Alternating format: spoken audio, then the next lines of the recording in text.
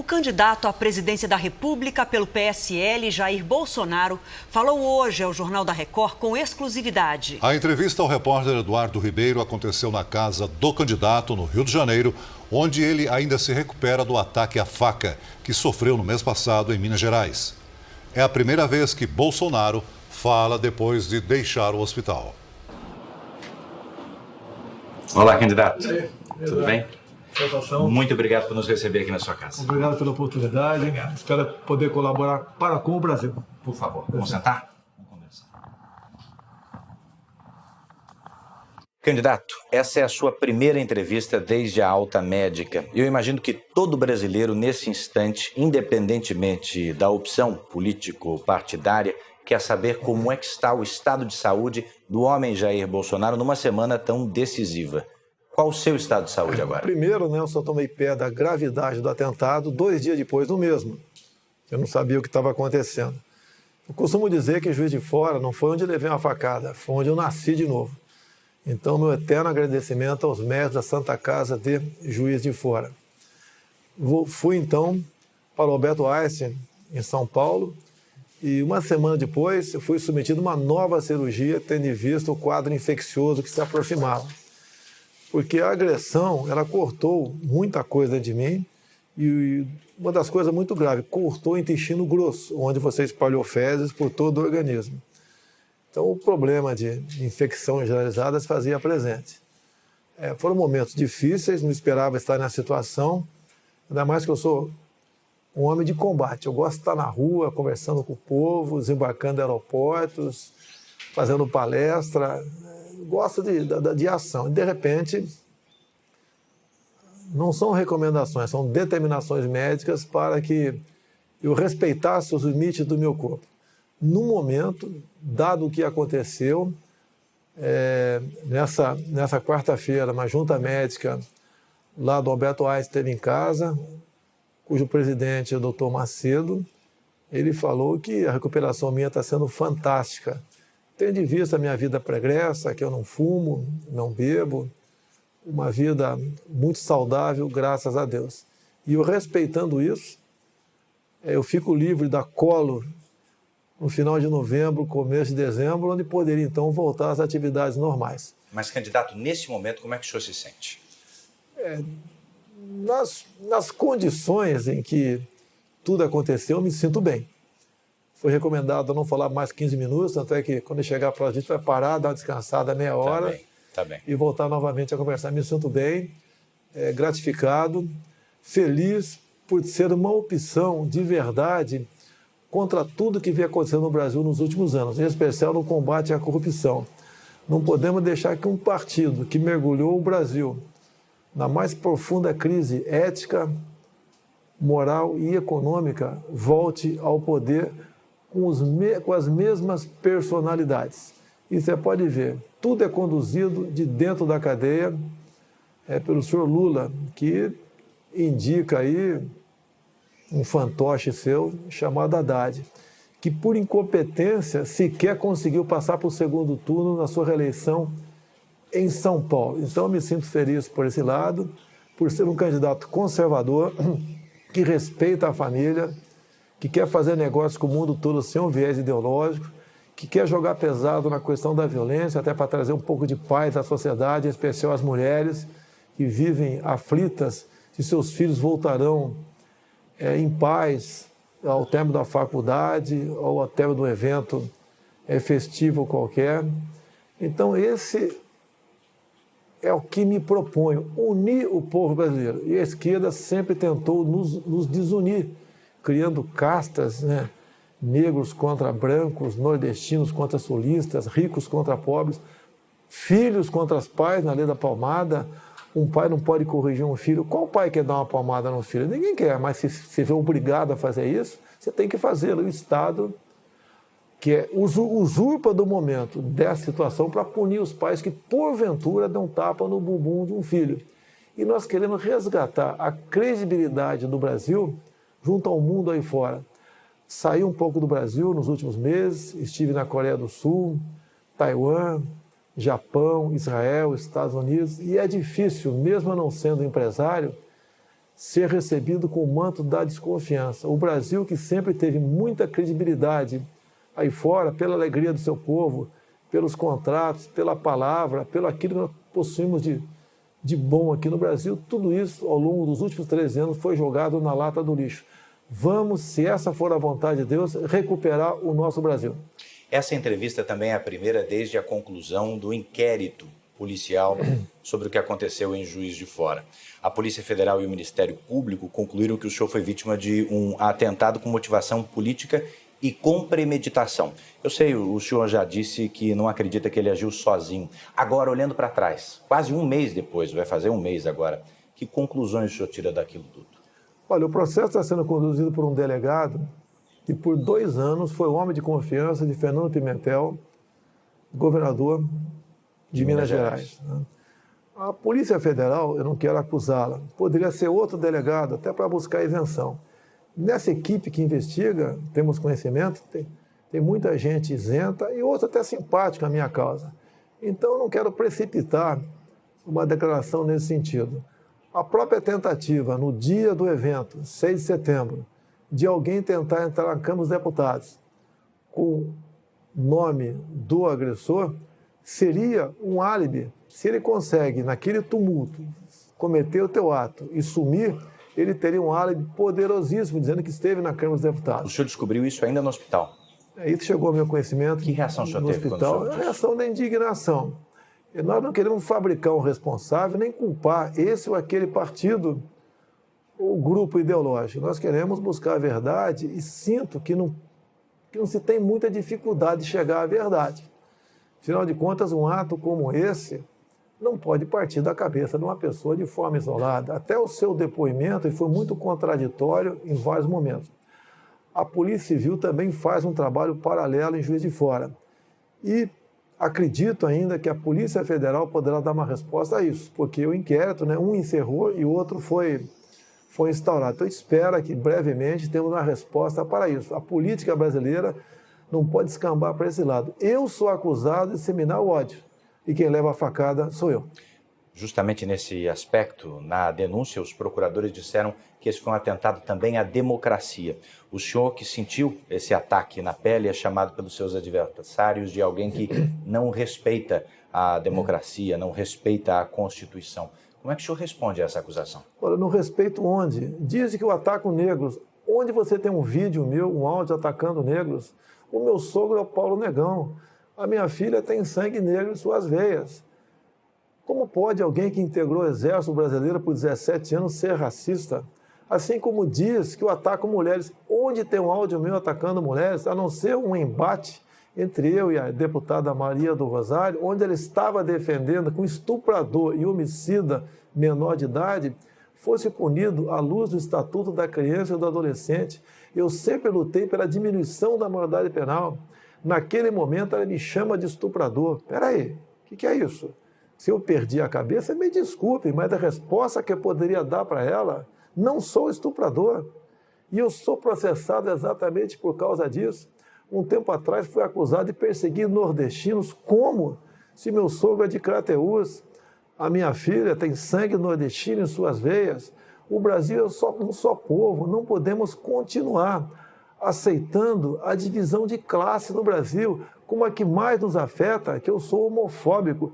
Quando descobriram, entre aspas, que eu sou homofóbico, descobri em 2010 um plano do governo de, ao combater a homofobia, segundo eles, as escolas do ensino fundamental, ou seja, criancinhas a partir de 6 anos de idade, assistiriam filmes de meninos se beijando, de meninas se acariciando. Qual pai, mesmo tem pai que é gay, quer isso para o seu filho em sala de aula? Cada um vai se descobrir no futuro e vai levar a sua vida e vai ser feliz. Jamais ofendi e agredi um homossexual. Não sou homofóbico.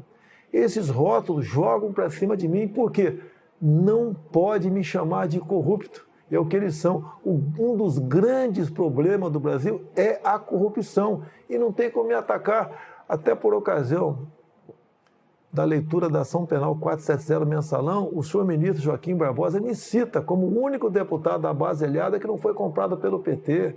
Há 2 anos trabalhamos com isso dentro da Câmara, via o deputado Onyx Lorenzoni. Nós não podemos, e grande parte do parlamento já concorda com isso, ter líderes partidários que, na verdade, funcionem como líderes sindicais. Não é dessa maneira. Essa semana recebi, via a deputada Tereza Cristina do DEM. Candidato. Opa. Vamos dar uma pausa. Vamos. Quem interrompe a entrevista é o enfermeiro da equipe médica que monitora a recuperação do candidato. Segundo ele, Bolsonaro não deve falar por mais de 10 minutos seguidos para não se cansar. O candidato ainda usa uma bolsa de colostomia para armazenar as fezes, enquanto o intestino é poupado para cicatrizar das diferentes lesões. Nessa fase da recuperação, cansaço ou estresse prejudicam o intestino, mas também podem gerar uma crise de tosse, mas logo voltamos a conversar. Me permita retomar, relembrando o que o senhor falou agora há pouco no primeiro bloco da nossa entrevista, sobre rótulos, os rótulos que se disseminaram a seu respeito. Nesse momento, as 2 principais campanhas da presidência da República têm combatido fake news, sobretudo em aplicativos de troca de mensagens. Todas as 2 campanhas têm sofrido com isso. O que é que o senhor tem feito e como é que o senhor tem combatido essas notícias falsas? Nós temos nas redes sociais que há anos nós alimentamos com verdade. Então temos um exército de seguidores que acredita no que nós postamos. Por exemplo, o candidato do PT, agora no Nordeste, andou espalhando que eu vou acabar com o Bolsa Família. Eles fazem isso em todas as eleições e nós combatemos isso. Lógico que é duro você combater, porque eles vão, né, com os seus militantes, em todos os locais, praticamente, pregando isso aí. Mas, em grande parte, temos sucesso no combate a esse fake news e queremos acabar com o Bolsa Família. Mas o senhor diria que, pelo outro lado, seguidores seus podem também estar disseminando fake news, notícias falsas? Eu não tenho controle sobre milhões de pessoas que me seguem. O outro acaba extrapolando. Agora, quando um seguidor meu extrapola, a culpa cai em cima de mim, como se eu fosse um capitão e tivesse uma tropa a meu comando para cumprir exatamente aquilo que eu falo. Agora, por lado de lá, nós não pregamos fake news. Você entra nas nossas mídias sociais, não existe mentira, nem atacamos ninguém. Nessas lives que temos feito às 8h30 da noite, eu tenho pego o plano de governo do PT, documento deles, análise da conjuntura, por exemplo, bem como o caderno de tese do PT em 2015, e mostrando por escrito o que está na página deles, como, por exemplo, enquanto o Paulo Guedes tem um projeto bastante ousado no tocante à economia, e ele foi claro isso em palestras, dizendo que quem ganha até 5 mínimos não vai pagar imposto de renda. Hoje, né, quem ganha 5 mínimos já está na faixa dos 27,5%. E acima disso, uma alíquota única de 20%. O que o fake news faz? Esquecem, entre aspas, que quem ganha até 5 mil não vai pagar imposto de renda. E começa a falar, você ganha 2 mil por mês. Prepare-se, vai pagar R$400 de imposto de renda. Mentira! A proposta nossa é ousada. E nós queremos realmente recuperar a tabela de imposto de renda e deixar mais dinheiro na mão do cidadão e na mão do empresário. As alíquotas para a classe empresarial também cairão. Queremos seguir o exemplo da Inglaterra de 20 e poucos anos atrás, que está numa situação crítica, bem como o exemplo de Trump nos Estados Unidos, onde ele diminuiu de 30 e pouco para 20 e poucos por cento a carga tributária para empresários. Então, os empresários aqueceu a economia, o mercado de trabalho voltou a funcionar, empresas que tinham saído dos Estados Unidos voltaram para os Estados Unidos e a economia norte-americana está indo muito bem. O senhor deve estar acompanhando um movimento intitulado Ele Não. E a sua assessoria deve ter percebido também que depois do movimento, de certa maneira, o senhor até subiu nas pesquisas de intenção de voto. Que avaliação o senhor faz desse contexto? Olha, você tem que ver quem estava no movimento Ele Não. Artistas que há muito vem mamando na Lei Rouanet. Você não tem quem está no Ele Não que não esteja na Lei Rouanet. A Lei Rouanet é importante, mas para o artista raiz, o artista sertanejo, aquele que realmente traz consigo a cultura brasileira. Ninguém quer abandonar a cultura. Por que o senhor acredita que depois dele, ainda assim, subiu nas pesquisas?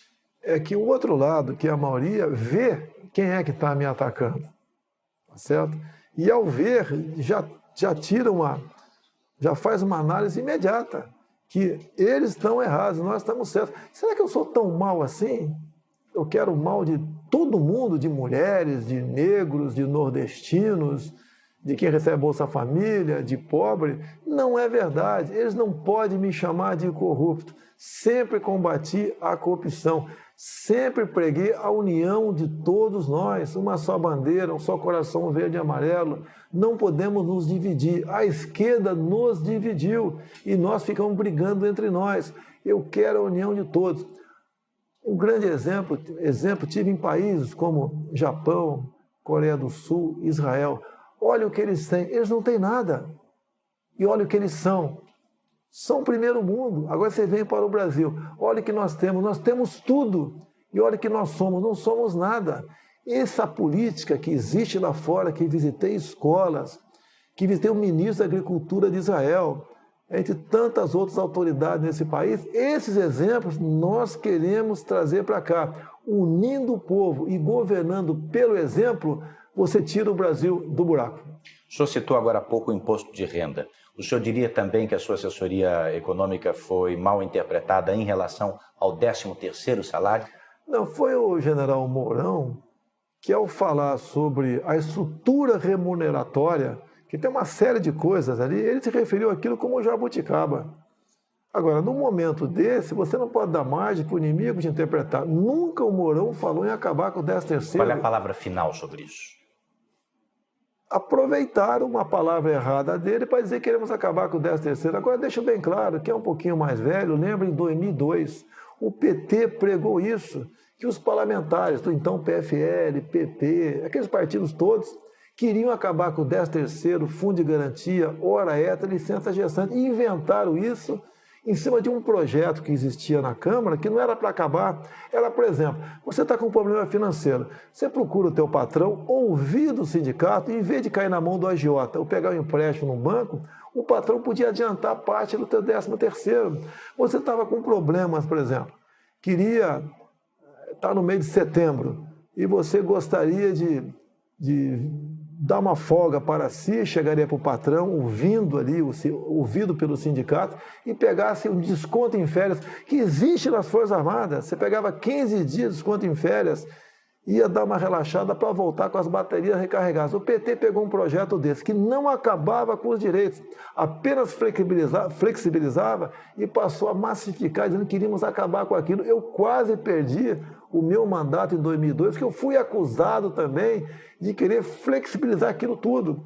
Então o PT usa pequenos detalhes para dizer que eles são realmente o que estão preocupados com os trabalhadores e não os demais. Os seus eleitores depositam no senhor uma confiança e uma garantia no combate à corrupção e também à criminalidade. Não são questões simples de resolver, muitos antes do senhor fracassaram nesse quesito. Qual é a solução? O combate à corrupção é você escolher o seu time de ministros sem o critério político. Você pode ver qual partido assaltou a Petrobras, qual partido esteve envolvido com empreiteiras. São partidos que tiveram os seus ministérios negociados com o governo. E esses partidos, como regra, botam o seu ministro lá para se locupletar, para arranjar dinheiro para os seus afiliados. Questão da violência. Nós devemos fazer diferente do que foi feito até agora. O Estatuto do Desarmamento só aumentou a violência. Deu a certeza ao bandido que, ao invadir a residência de qualquer um, não vai encontrar resistência. E mais ainda, olha que coisa esdrúxula, mais ou menos o seguinte. Vamos supor que você tem uma arma legal em casa, entra um marginal 2 da manhã. Você dá 15 tiros, pega 5 na canela. Não mata o cara. Você vai ser condenado por tentativa de homicídio, o vagabundo por invasão do domicílio. A pena dele é menor do que a tua, nós temos que inverter isso. Tem um projeto em Brasília, como presidente, teríamos menos dificuldade de aprovar. Ou seja, em legítima defesa da vida própria ou de terceiros. Na legítima defesa do patrimônio próprio de terceiro, você responde, mas não tem punição. Isso chama-se retaguarda jurídica, que vale para nós, cidadãos de bem, e vale para os agentes de segurança, policiais civis e militares. Não pode um policial militar, após cumprir sua missão, 2, 3 da manhã, trocando tiro com marginal, com um fuzil. Onde tem isso no mundo? Só no Brasil. ele ser processado que o marginal veio morrer com 4, 5 tiros naquele momento de tensão enorme. Vamos mudar o nosso Código Penal para dar essa retaguarda jurídica para o cidadão de bem e para os policiais. Agindo dessa maneira, tenho certeza que a violência diminuirá. Falando também sobre corrupção, candidato. Mais uma interrupção. Uma nova interrupção na entrevista é feita a pedido da equipe médica. Desta vez, Bolsonaro já demonstra cansaço, porque faz pausas maiores entre as frases. Eu retomo a entrevista falando de corrupção. Candidato, o senhor acabou de falar antes dessa nossa pausa sobre criminalidade, mas também sobre corrupção. A respeito desse segundo assunto, o juiz Sérgio Moro divulgou, deu publicidade à delação do ex-ministro Antônio Palocci. Que impacto o senhor acredita que essas revelações terão na urna, no voto? Sempre há um impacto. O Palocci, antes mesmo de qualquer delação, ele já vinha colaborando. Ele foi um homem muito próximo do governo. Ele conta as entranhas do poder. Não tem como ele não fugir da verdade. E ele quer colaborar e vem colaborando. Então, parabéns ao Palocci, né? Porque quem não erra como ser humano. E ele tenta, logicamente, diminuir o dano ocasionado em todo o Brasil com suas ações. Ele mesmo disse, nas últimas campanhas de Dilma Rousseff, gastou-se em torno de R$1,5 bilhão de reais. E quase 1 bilhão foi Caixa 2. Fala de contratos de publicidade com a Petrobras, fala um montão de coisa. Agora, a corrupção está colado no PT. Não tem como querer desvincular o que acontece na corrupção do PT. Nós devemos evitar que esse estado de coisa continue no Brasil. O PT não deu certo. É um partido que traiu os trabalhadores, traiu todo mundo. É um partido que tinha um projeto de poder. Como o próprio Zé Dirceu disse há pouco, ele disse. Nós vamos assumir o poder, que é diferente de ganhar uma eleição. Ou seja, ele fala também em tirar poderes do Supremo Tribunal Federal. Ele fala, por exemplo, ali, coisas que, se tivesse na minha boca, seria uma explosão no Brasil. Está na boca dele. Nós pensamos e agimos diferentemente do PT. Se o senhor ganhar as eleições, o senhor não terá um projeto de poder? Não, não pensamos nisso em hipótese nenhuma. Até porque ser presidente do Brasil com tantos problemas, eu sei da responsabilidade, como será a minha vida nesses próximos 4 anos. E o que muitas pessoas dizem, né, que eu posso ser o ponto de inflexão naquilo que acontece aí. Muitos dizem que eu não posso ser um bom presidente, mas é aquele necessário para o momento. Mais grave que a corrupção é a questão ideológica. A gente vê jovens universitários, eu não sei o que tem na cabeça, com ações, com atos que não condiz com aquilo que está se formando. Que, em parte, as nossas universidades não formam alguém para o mercado de trabalho no futuro, está formando militantes. Devemos acabar com isso. Até hoje o PT defende o regime de Maduro, como defendia o regime de Chávez. Nós devemos nos afastar da Venezuela. Temos que dar um pé no traseiro do socialismo, no comunismo. Não podemos admitir essa ideologia em nosso Brasil. Será o fim da nossa pátria se o PT conseguir chegar ao poder. Lamento, vou respeitar o resultado das eleições, até porque eu me preparei lá atrás para que tivéssemos uma auditoria por ocasião das eleições. Em 2015 aprovei o voto impresso.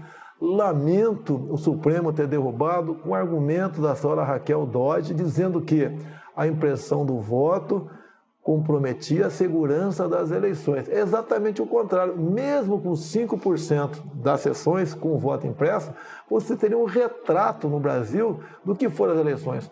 Procurei o ministro Fux há poucos meses e pedi para ele que pulverizasse pelo Brasil, de acordo com a quantidade de eleitores, estas sessões com o voto impresso. Ele me disse que já havia tomado decisão nesse sentido. Tínhamos tudo para ter uma eleição tranquila.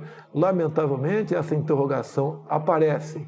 E o apelo que eu faço àqueles que acreditam em mim: vamos votar, não vamos nos omitir, não vamos votar em branco, não vamos anular o voto. Muito pelo contrário, vamos convencer uma pessoa a votar na gente. O PT, todo mundo já conhece o que é e o que nos espera com Zé Dirceu voltando ao poder. Comigo, a certeza que vocês terão que eu serei realmente não mais um capitão do Exército, mas um soldado do Brasil a serviço desse povo que merece e tem tudo para ser feliz. Uma última pergunta. Estamos a 3 dias das eleições. O senhor, eu sei, acredita que vence no primeiro turno. Mas se isso não acontecer, quem o senhor acredita que enfrenta num provável segundo turno? Olha, as pesquisas, todo mundo desconfia no Brasil. O Brasil é um país onde não se acredita em quase nada, infelizmente. Mas vamos partir do princípio que as pesquisas são essas que estão aí. Não fugiremos do candidato do PT. Não será nós contra ele, será o Brasil que quer mudanças, o Brasil que não quer mais corrupção, o Brasil que quer que criança seja respeitada em sala de aula, o Brasil que acredita na família, é o Brasil que respeita as religiões, um Brasil que quer conversar com o mundo todo sem o viés ideológico, um país que quer jogar pesado na questão da violência, até para dar paz para as mulheres que são preocupadas com a integridade física dos seus filhos. É um Brasil que quer isso, é um Brasil que é menos imposto, é um Brasil cujo presidente vai trabalhar em equipe. Ninguém vai querer decidir nada sozinho. Muita coisa não entendo. E com boas pessoas e com isenção para escolhermos essa equipe de ministros, nós temos tudo para começar a fazer o Brasil andar. Quero agradecer por me conceder essa entrevista.